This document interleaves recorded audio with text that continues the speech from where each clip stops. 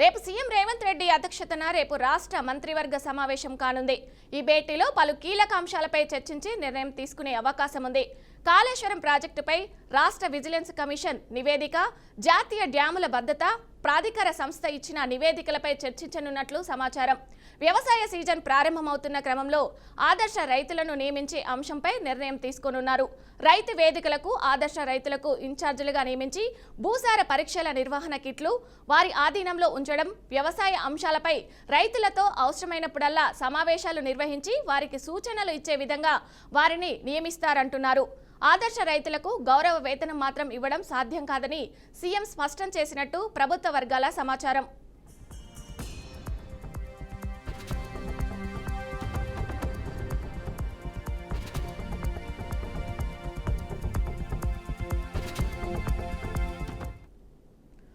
రాజీవ్ యువ వికాసం పథకానికి సంబంధించి ఇటీవల మంత్రులు జిల్లాలో పర్యటించిన సమయంలో వచ్చిన అభిప్రాయాలపై చర్చించనున్నారు. పథకం ఎంపికలో ఎలాంటి పారదర్శకత కొనసాగించాలన్న దానిపై చర్చించడంతో పాటు ఈ పథకాన్ని ఎప్పటి నుంచి ప్రారంభించాలన్న దానిపై మంత్రివర్గ స్పష్టత ఇవ్వనున్నట్టు తెలిసింది.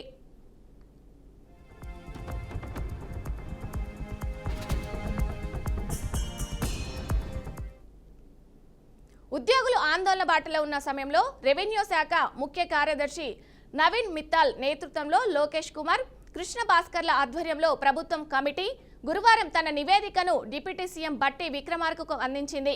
ఈ నివేదికపై చర్చించి ఆర్థికపరమైన భారం పడే అంశాలను ప్రస్తుతానికి పక్కనబెట్టి ఆర్థికేతర అంశాలను ఆమోదించేలా చర్చించనున్నట్టు తెలిసింది. అయితే 5 కరువు భత్యాలు పెండింగ్లో ఉన్నాయని, వాటిని క్లియర్ చేయాలని ఉద్యోగ సంఘాలు డిమాండ్ చేస్తున్న నేపథ్యంలో ఒక డిఏ అయినా క్లియర్ చేసే అవకాశం లేకపోలేదన్న చర్చ జరుగుతుంది.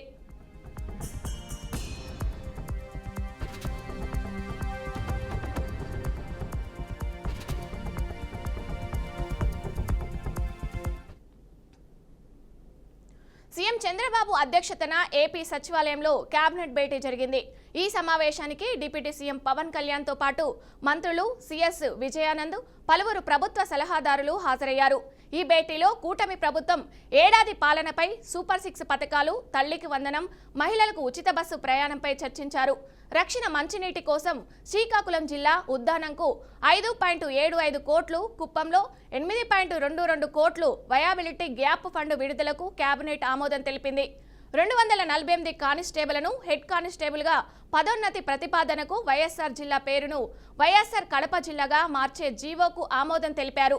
పలు సంస్థలకు భూ కేటాయింపులు, రాయితీలకు గ్రీన్ సిగ్నల్ ఇచ్చారు. పరిశ్రమలకు సంబంధించి 2025 చట్టంలో పలు నిబంధనల సవరణలకు కేబినెట్ ఆమోదం తెలిపింది. అలాగే ఏడాది పాలనలో సాధించిన విజయాలను ప్రజల్లోకి తీసుకెళ్లే అంశాలపై చర్చించారు.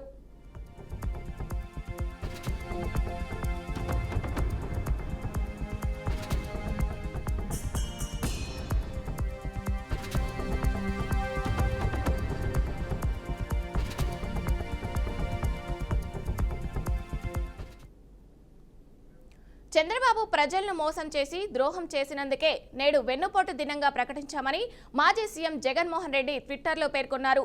సరిగ్గా ఏడాది క్రితం జూన్ 4న చంద్రబాబు ఎన్నో వాగ్దానాలతో అధికారంలోకి వచ్చారని చెప్పారు.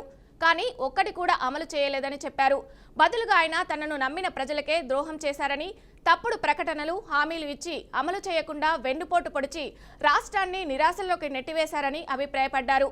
అందుకే నేడు వెన్నుపోటు దినోత్సవానికి పిలుపునిచ్చామని తెలిపారు. ఈ రోజు అన్ని వర్గాల ప్రజలు భారీ సంఖ్యలో రోడ్లపైకి వచ్చి తమ వేదన మరియు కోపాన్ని వ్యక్తం చేస్తున్నారని పేర్కొన్నారు. ఇది కేవలం నిరసన మాత్రమే కాదని, ఆంధ్రప్రదేశ్ ప్రజలు అబద్ధాలు మరియు మోసాలను సహించరని సందేశం అని చెప్పారు. రాష్ట్ర వ్యాప్తంగా జరిగిన ఈ కార్యక్రమానికి ప్రజలు భారీగా హాజరవ్వడం మోసపోయిన బాధ, నిరాశను తెలుపుతుందని పేర్కొన్నారు. ఈ నిజాన్ని ప్రజలతో పాటు వినిపించడానికి నిలబడిన ప్రతి వైసీపీ నాయకుడు, కార్యకర్త, సామాన్యులకు కృతజ్ఞతలు తెలుపుతున్నానని చెప్పారు.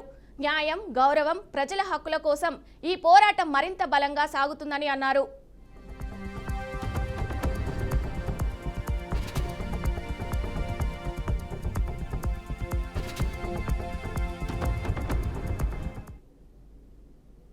ఏపీలో వైసీపీ నేతలు వెన్నుపోటు దినం నిర్వహించారు.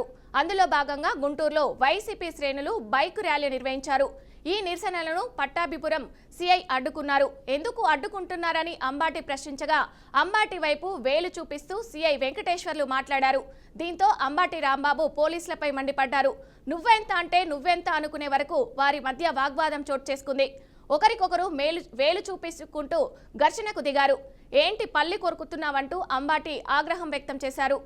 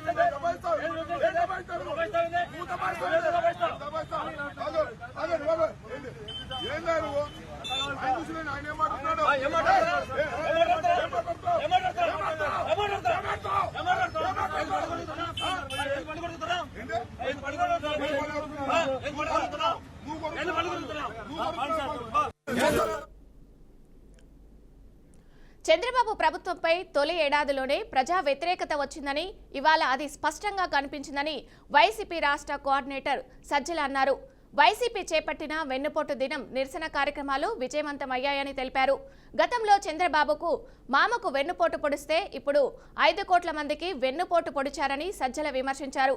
చంద్రబాబు పాలనలో వ్యవస్థలు అన్ని సర్వనాశనం అయ్యాయని మండిపడ్డారు. వైలెంట్ ఇన్సిడెంట్స్ ఎక్కడా ఇచ్చేసిన సందర్భం లేదు. ఓ రాజకీయ పార్టీగా ప్రశాంతంగానే మేము నడుపుతున్నాం. ఈరోజు కూడా అదే చేశాం. పోనీ ఏదైనా వైలెన్స్ క్రియేట్ అయ్యే అవకాశాలు ఉన్నాయంటే అవి లేవు. పీస్ఫుల్ ప్రొవిజన్స్ అని చెప్పాము. ఖచ్చితంగా అవే ఫాలో అయ్యారు. ఈరోజు అవి పాటించారు. ఇంకా మీరు ఆ ప్లకార్డు ఆపుకుంటే ఆగుతుందా? నీ వెన్నుపోటు, నువ్వు పొడిచిన వెన్నుపోటు ప్రజలు మర్చిపోతారా? చంద్రబాబు నాయుడు గారిని అడుగుతున్నాం. 95లో ఈయన పొడిచింది ఒకళ్ళ మామకైతే, ఆ తర్వాత వరుసగా ఎక్కడో చిన్న చిన్నవి గుచ్చడము అవి చేస్తున్నాడు. చిన్న చిన్న హామీలతో మోసం చేసి అవి చేస్తే ఈసారి ఏకంగా అడ్డంగా 5 కోట్ల మందికి వెన్నుపోటు పొడిచారు చంద్రబాబు నాయుడు గారని గ్యారంటీగా, అంటే ఎలాంటి ఇది లేకుండా చెప్పగలిగిన అర్హత సాధించుకున్నాడు ఆయన. అదే చెప్పాము. అది ఈరోజు పెడితే రెస్పాన్స్ ఇంతగా వచ్చింది. నువ్వు దీన్ని ప్లకార్డులు ఆపితే ఆగుతుందా? ఎందుకంటే దీని గురించి ప్రచారం తెలంగాణలో ఇంకో దగ్గర చేసుకోవచ్చు.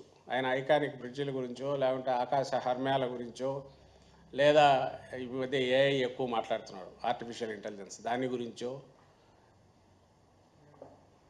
సో వీటన్నిటి గురించి ఆయన బయట చెప్పి నేను ఇవి సాధిస్తున్నాను, అమరావతిని మన సినిమాల్లో చూసిన అమరావతి స్వర్గాన్ని ఇక్కడ దించబోతున్నాను, దానికోసం ఇంకా ఏదేదో కేంద్రం కూడా ఉన్నందువల్ల ఇన్ని వేల కోట్ల అప్పులు పుడుతున్నాయి, అప్పుల నుంచి రెవెన్యూ కూడా వస్తుంది ఈ అమరావతి నుంచి, ఏమైనా చెప్పచ్చు. ఎక్కడ నమ్మిస్తారు మీరు? బయట పోయి నమ్మిస్తారు. కానీ ఇక్కడ ప్రజలకు జగన్మోహన్ రెడ్డి గారు 1,47,00,000 కుటుంబాలకు స్ట్రైట్గా ఇచ్చిన బెనిఫిట్స్ ఏవైతే ఉన్నాయో 5 ఏళ్ల పాటు నిరాటంకంగా ఎక్కడ ఆగకుండా కోవిడ్ కష్టాలు ఉన్నా అవైతే నువ్వు ఒక్కసారి కట్ చేసేవుగా. నువ్వు ఇవ్వడం అటుంచేసి అవన్నీ కట్ చేసినాక ఈ మీద కాకినాడ జిల్లా జగ్గంపేటలో వెన్నుపోటు దినం కార్యక్రమాన్ని వైసీపీ ఘనంగా నిర్వహించింది. పార్టీ ఇన్ఛార్జ్ మాజీ మంత్రి నరసింహం ఆధ్వర్యంలో వందలాది మంది కార్యకర్తలు, అభిమానులు కోనేటి శివారు నుండి భారీ ర్యాలీగా బయలుదేరి జగ్గంపేట మెయిన్ రోడ్డు సెంటర్ వద్ద మానవహారం నిర్వహించారు. ప్రభుత్వ వ్యతిరేక నినాదాలతో నిరసన వ్యక్తం చేస్తూ తహసీల్దార్ కార్యాలయానికి వెళ్లి తహసీల్దారు జేవీఆర్ రమేష్కు వినతి పత్రం అందజేశారు. ఎన్నికల సమయంలో ఇచ్చిన హామీలో ఒక్కటి నెరవేరలేదంటూ నరసింహం ఎద్దేవా చేశారు. మహిళలకు ఉచిత బస్సు ప్రయాణం, నిరుద్యోగులకు భృతి, రైతులకు పెట్టుబడి సాయం వంటి హామీలన్నీ మాయమాటలుగా మిగిలిపోయాయని విరుచుకుపడ్డారు.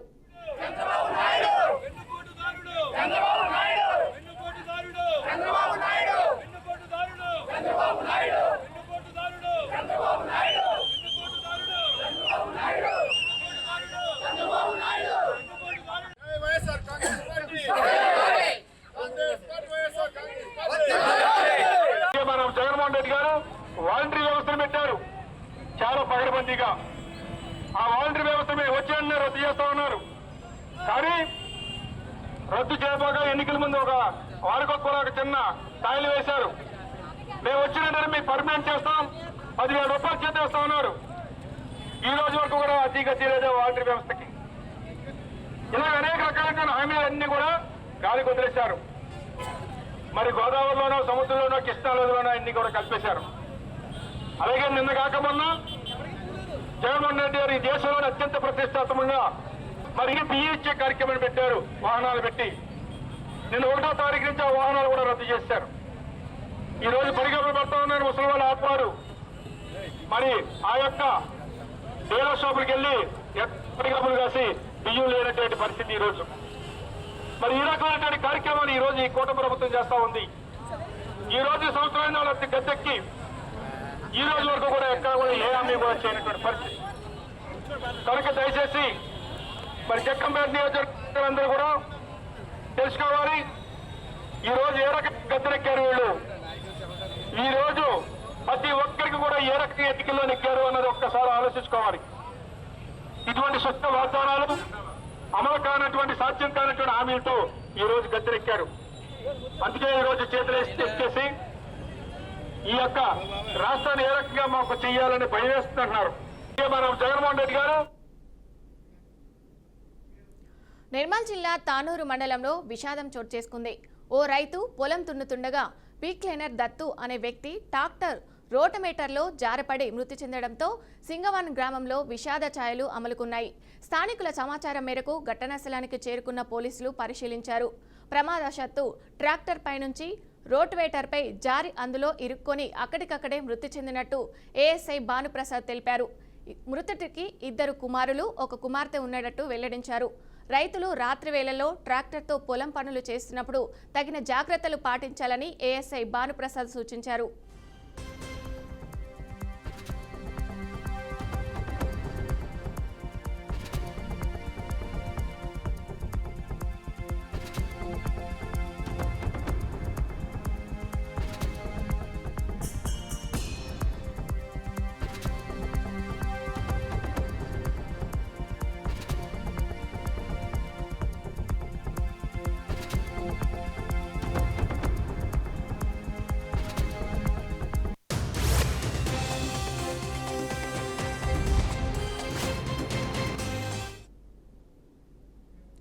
ఐపీఎల్ క్రికెట్ మ్యాచ్ అంటే సోషల్ మీడియాలో ఫ్యాన్స్ వార్ కొనసాగడం సహజమే.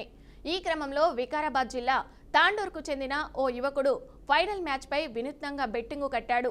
ఆర్సీబీ గెలిస్తే ఫైనల్ కప్పు కొడితే తాండూరు బస్టాండ్లో అరగుండు కొట్టుకొని మెడలో చెప్పుల దండ వేసుకుని తిరుగుతానని ఓ వీడియోని ఇన్స్టాగ్రామ్లో పోస్ట్ చేశాడు. దీంతో పలువురు ఇన్స్టాగ్రామ్ యూజర్లు ఛాలెంజ్ యాక్సెప్ట్ అంటూ కామెంట్లు చేశారు. దీంతో ఆర్సీబీ విన్, ఛాలెంజ్కి సిద్ధంగా ఉండు అని ఆర్సీబీ ఫ్యాన్స్ సవాలు చేశారు. చివరికి ఛాలెంజ్ యాక్సెప్టెడ్ అంటూ ఆ యువకులు తాండూరు బస్టాండ్లో అరగుండుతో మెడలో చెప్పుల దండ వేసుకొని వీడియోను ఇన్స్టాలో పోస్ట్ చేశాడు. ప్రస్తుతం ఈ వీడియో సోషల్ మీడియాలో వైరల్గా మారింది. ఈరోజు పంజాబ్ ఆర్సీబీ మ్యాచ్ ఉన్నది. 100% పంజాబ్ గెలుస్తుంది. ఆర్సీబీ గెలిచిందంటే సగం గుండు గీయించుకొని మెడలా చెప్పులు ఆరేసుకొని బస్ స్టాండ్ మొత్తం తిరుగుతాం. హలో గైస్, నిన్న పంజాబ్ ముంబై ఉన్నా కదా, పంజాబ్ గెలిస్తే నేను సెట్ తిప్పి చౌసా మొత్తం తిరుగుతా అని చెప్పినా కదా. చలో రైట్, మనం చౌసా మీద వచ్చేసాం. చలో రైట్ తిరుగుదాం.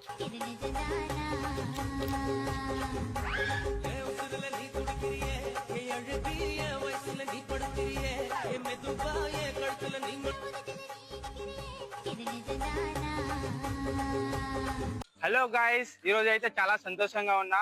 ఆర్సీబీ అయితే గెలిచింది. మనం అయితే ఛాలెంజ్ కంప్లీట్ చేద్దాం. చలో. ਕੱਲ ਮੈਨੂੰ ਇੱਕ ਕੁੜੀ ਮਿਲੀ ਜਿਹਦੇ ਗੱਲਾਂ ਦੇ ਵਿੱਚ ਟੋਏ ਮੋਏ ਮੋਏ ਮੋਏ ਮੋਏ ਮੋਏ ਮੋਏ ਮੋਏ. హలో గాయస్, ఈ రోజు అయితే చాలా సంతోషంగా ఉన్నా. ఆర్సీబీ అయితే గెలిచింది. మనం అయితే ఛాలెంజ్ కంప్లీట్ చేద్దాం. చలో.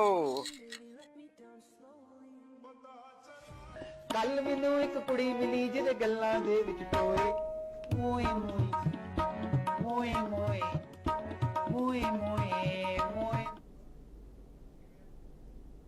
ఇవి bulletin updates. Keep watching BRK news తెలుగుడి సత్తా.